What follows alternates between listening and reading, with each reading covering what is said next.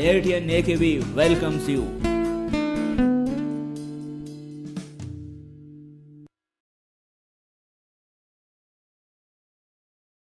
तो ये अपना इनइक्वलिटी का सेकंड लेक्चर है। इसमें आज कुछ एक बहुत अच्छी प्रॉब्लम की बात करेंगे यहाँ पे। जैसे लास्ट क्लास में हम लोगों ने देखा था कि हम लोग इनइक्वलिटी से ऐसे टर्म को हटा सकते थे, मतलब डिवाइड कर सकते थे जो टर्म हमेशा यानी कि for all x in are greater than 0 हुआ करते थे। ठीक है, तो उसी बात का यूज़ करके आज हम लोग एक बहुत अच्छी ब्यूटीफुल इनइक्वलिटी को सॉल्व करने की टेक्निक देखते हैं। बहुत सारे बच्चों को उसमें डाउट रहता है, तो वही डाउट मैं आज अभी यहाँ पर आपको क्लियर करूँगा। ठीक है, तो आइए देखते हैं।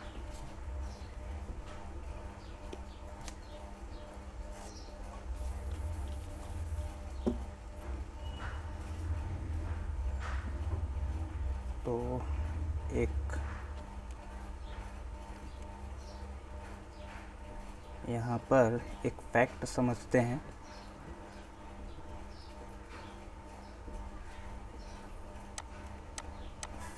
फैक्ट क्या है अपने पास? फैक्ट ये है कि जैसे हमने कभी x-1 का होल स्क्वायर ये टर्म है आपके पास। अच्छा, इस टर्म को अगर कोई आपसे ये बोलता है कि ये टर्म आपका ग्रेटर देन 0 है या greater than r equal to 0 है, ये अगर कोई पूछता है तो आपका आंसर क्या होगा? अच्छा, तो कुछ ऐसे ही रैंडम वैल्यूज़ डाल करके देखते हैं इसमें। जैसे किसी ने x की वैल्यू अगर 1 ले ली तो it will provide 0। It means that ये टर्म 0 भी हो सकता है।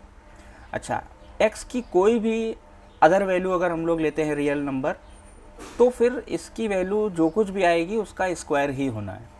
ठीक है, तो अल्टीमेटली ये वैल्यू आपके पास क्या हो सकती है? Greater than r equal to 0 for all x in r, ये हो सकता है।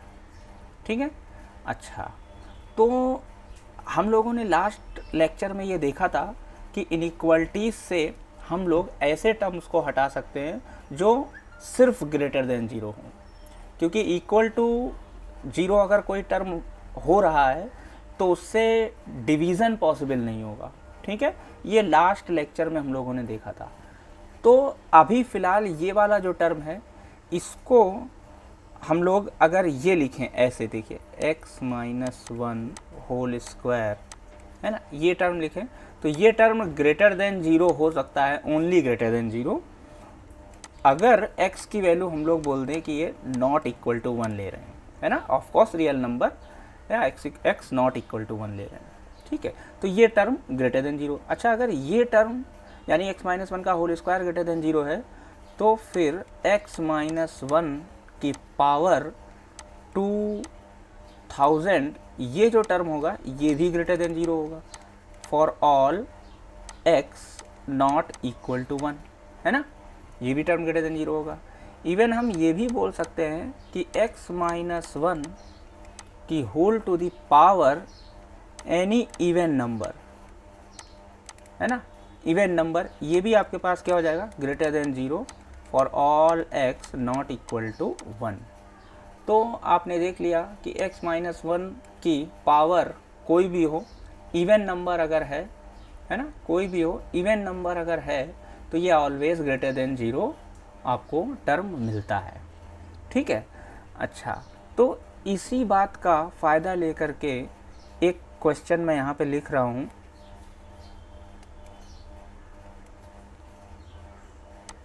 फॉर एग्ज़ाम्पल किसी ने ऐसे लिखा x-1 to the power 2001, x+1 to the power 2004 ले लेते हैं upon x-7 to the power 2019 और x plus 10 whole to the power 2 0 2 1।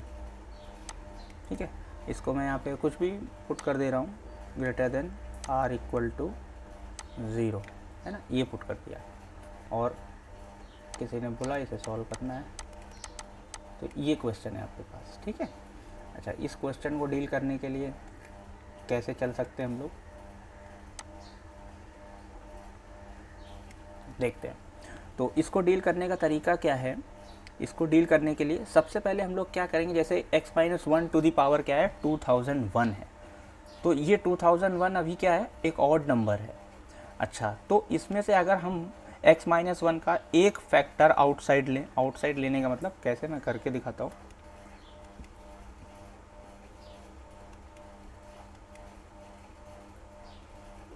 इसको मैं लिख रहा हूँ, we can write it as x minus 1 into x minus 1 to the power 2000 into अगला x plus 1।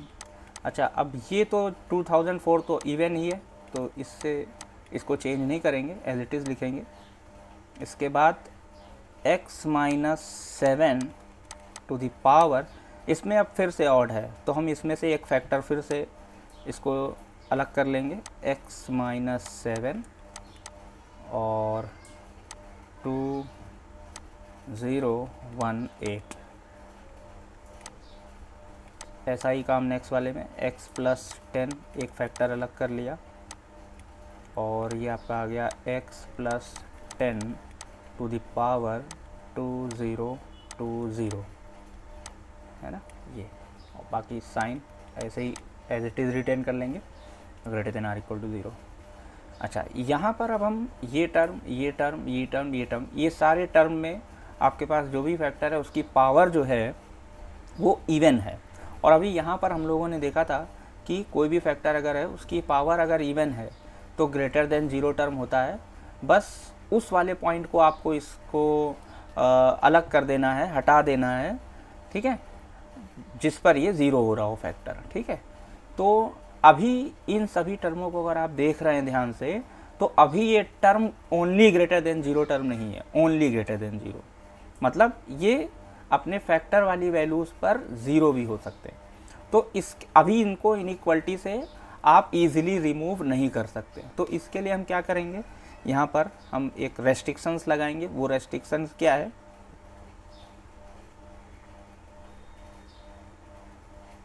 Late x does not equal to, इस factor के लिए 1, इस फैक्टर के लिए -1, इस फैक्टर के लिए 7, क्योंकि ये फैक्टर कब 0 होगा, जब x की वैल्यू 7 होगी। अच्छा, इस फैक्टर के लिए आप समझ गए होंगे -10। तो जैसे ही हमने ये रेस्ट्रिक्शन अज्यूम की, है ना, जैसे ही हमने ये रेस्ट्रिक्शन अज्यूम की, तो इस रेस्ट्रिक्शन की वजह से ये टर्म, ये टर्म, ये टर्म, ये टर्म, ये सारे टर्म कैसे हो गए, ओनली ग्रेटर देन 0।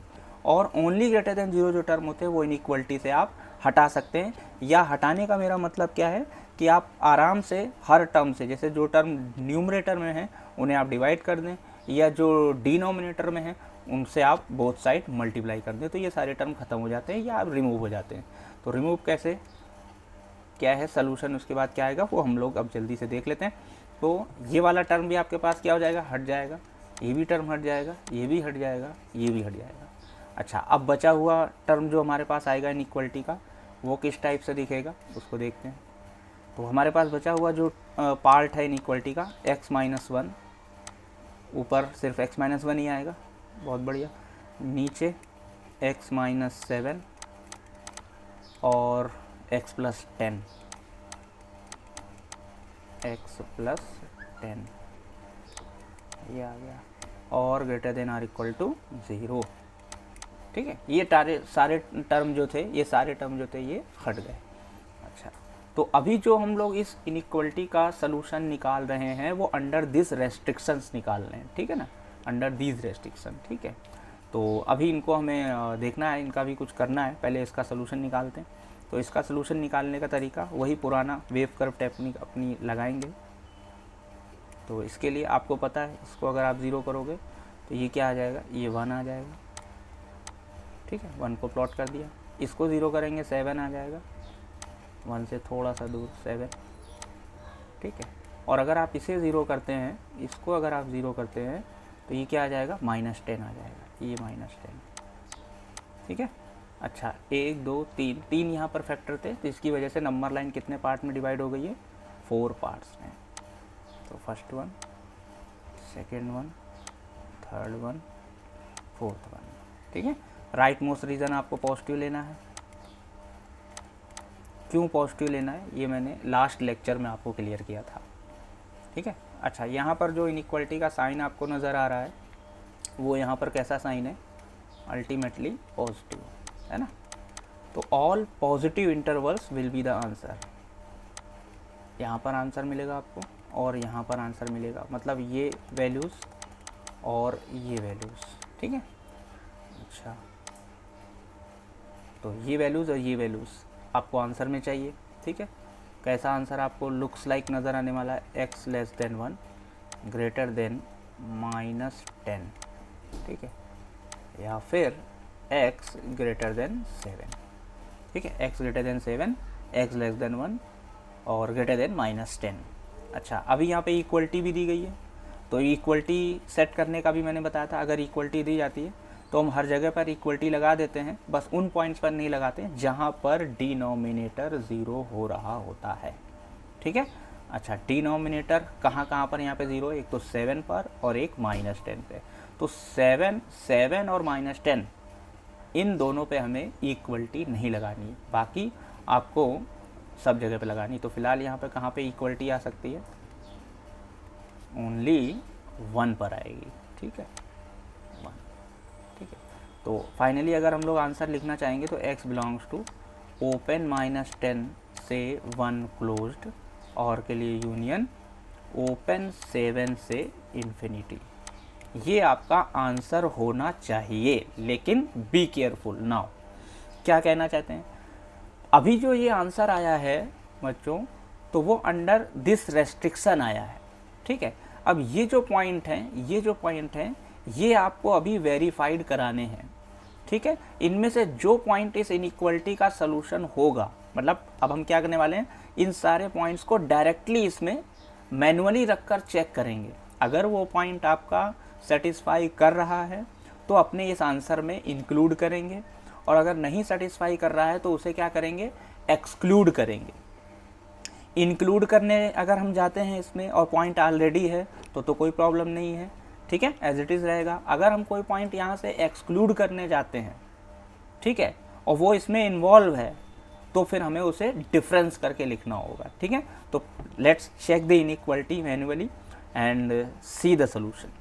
ठीक है, तो सबसे पहले 1 को चेक करते हैं, और ये ध्यान रहे कि जब भी आप इसको वेरीफाई करें, ये सारे पॉइंट्स वेरीफाई करें, मैनुअली चेक करें, तो आपको ओरिजिनल इनइक्वालिटी में रखना है, ये वाली इनइक्वालिटी में नहीं रखना है। ठीक है, because we are finding the solutions of this inequality, है ना। ठीक है, तो पहले x = 1 रखते हैं, तो x = 1 अगर यहाँ पे रखेंगे तो ये पूरा पोर्शन 0 हो जाएगा, और 0 इधर आएगा LHS पार्ट में, तो 0 greater than or equal to 0 क्या होता है, ट्रू होता है। ठीक है, ट्रू होता है, इसका मतलब x = 1 इस इनइक्वालिटी का सलूशन है, तो हमें उसको यहाँ पे इंक्लूड करना है, लेकिन वो ऑलरेडी इंक्लूड है तो कोई टेंशन नहीं है। ठीक है, अपना आंसर अभी करेक्ट है फॉर आर x = 1। अच्छा, -1 के लिए अगर जाएंगे देखेंगे, तो -1 जब आप यहाँ पे रखने की कोशिश करेंगे ओरिजिनल वाली इनइक्वालिटी में, -1 यहाँ पे, तो -1 यहाँ पे रखेंगे तब भी आपका क्या हो जाएगा, -1 रखेंगे तब भी आपका क्या हो जाएगा, 0 हो जाएगा, ये है ना। -1 रखने पर भी 0 हो जाएगा, तो इसका मतलब आपका आंसर -1 भी आना चाहिए। आंसर में क्या आना चाहिए, -1 भी आपका आंसर में आना चाहिए।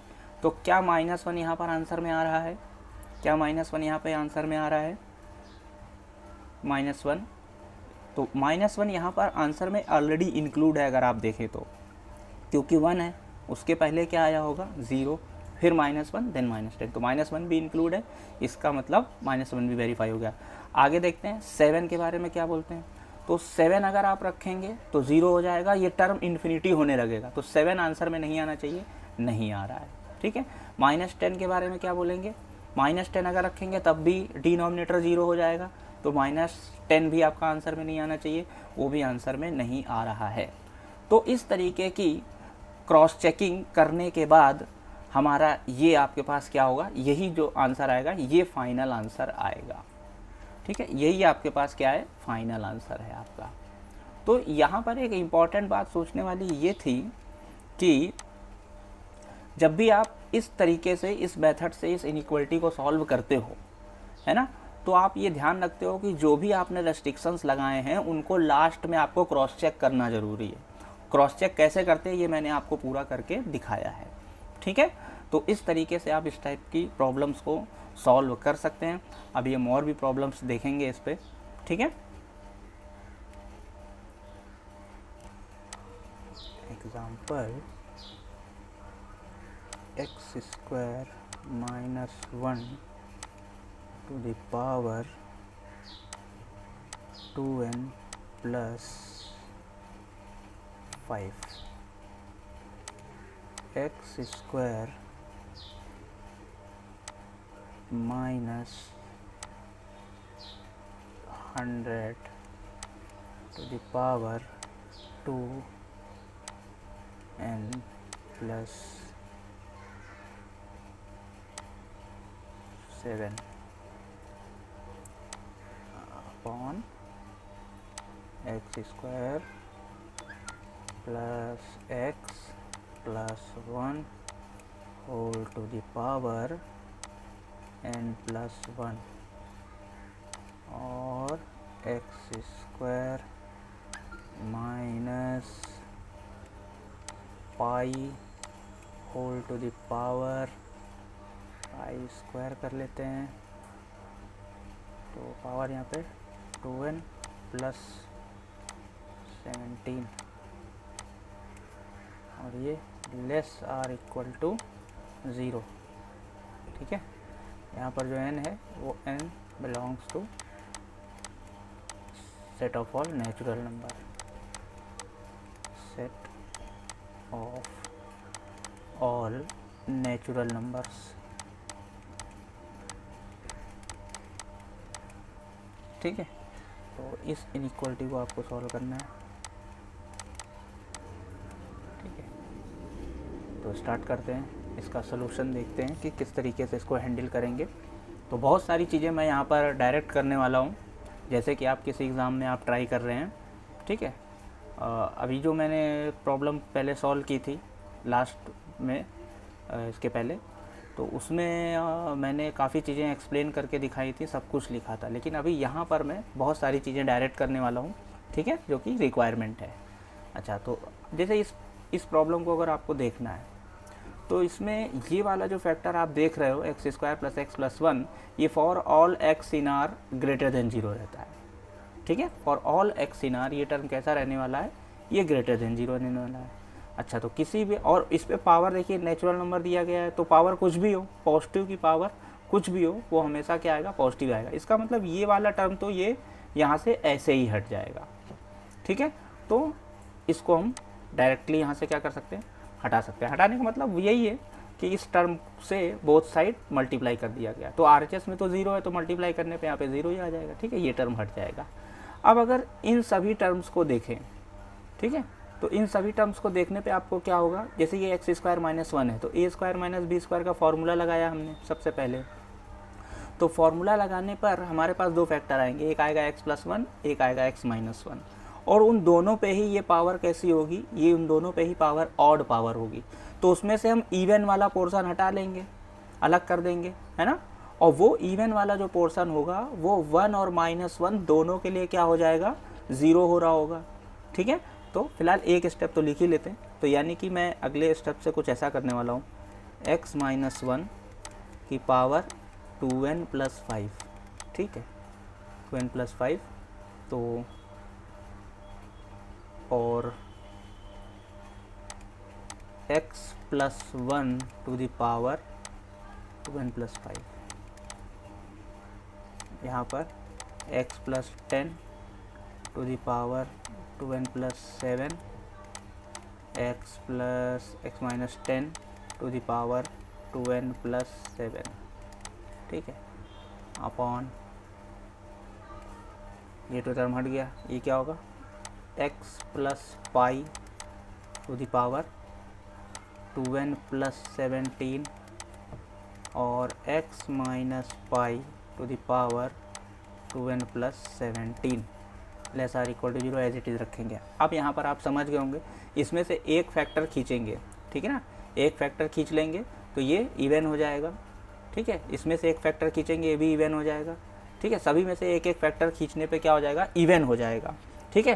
तो अंडर रेस्ट्रिक्शंस आपके पास क्या होने वाला, रेस्ट्रिक्शंस यहाँ पे लेट पहले से ये जूम कर लिया, क्या होगा x does not equal to, इस वाले फैक्टर के लिए आप क्या करने वाले हो, इस वाले फैक्टर के लिए आप 1, इस वाले के लिए -1, इस वाले के लिए -10, इस वाले के लिए 10, इस वाले के लिए -पाई और इस वाले के लिए पाई, है ना। तो ये हमारी रेस्ट्रिक्शन हो गई, ठीक है। तो अब रेस्ट्रिक्शन आफ्टर रेस्ट्रिक्शन, अब इस रेस्ट्रिक्शन के बाद जो x-1 टू दी पावर जो इवन वाला जैसे 2n+4 और एक अलग करेंगे तो वो तो क्या हो जाएगा, वो ग्रेटर देन 0 हो जाएगा और हट जाएगा।